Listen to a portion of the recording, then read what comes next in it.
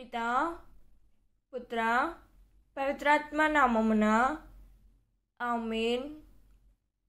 ఈరోజు దేవుని వాగ్దానం.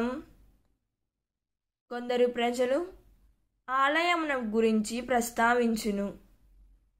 చక్కని రాళ్లతోనూ దేవునికి అర్పింపబడిన వస్తువులతోనూ ఎంత అందముగా శోభిల్లుచున్నదో చూడుడు అని చెప్పుకొనుచుండిరి.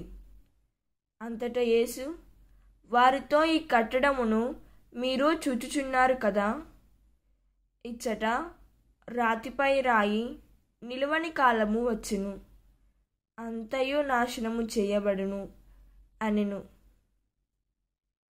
లూకా 21వ అధ్యాయం 5వ వచనం.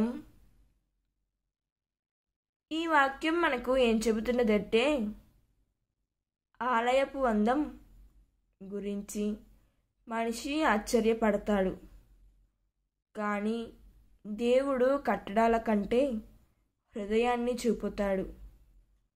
వెలుపల శోభ ఉన్నా లోపల భక్తి లేకపోతే అది దేవుని మొదటి శూన్యం. రాతిపై రాయి నిలువనంతగా నాశనం అవుతుంది. వెలుపల నిర్మించిన దైవం కాదు, లోపల లేకపోయిన భక్తి వల్ల.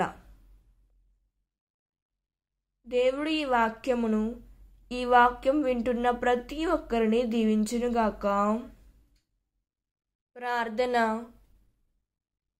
ప్రభువా, మా కళ్ళు బయటి అందాల వైపు కాక నీ సన్నిధి వైపు మళ్లించుము. దేవాలయాల కట్టడాలని కాదు, పవిత్రమైన హృదయాన్ని నిర్మించుకునే జ్ఞానాన్ని ప్రసాదించుము తండ్రి. మరుగు పూసిన విశ్వాసం కాదు, నిజమైన ప్రేమతో నిండిన జీవితం ఇవ్వుము యేసయ్యా. నాశనం అయ్యే గోడల్ని కాదు, నిలిచే నీ వాక్యాన్ని ప్రేమించి మనసును గలుగచేయుము. నీ సత్యములో నిలిచిన జీవాలయంగా మాకు నీ కృపను అనుగ్రహించుము తండ్రి. ఆమేన్. God bless you.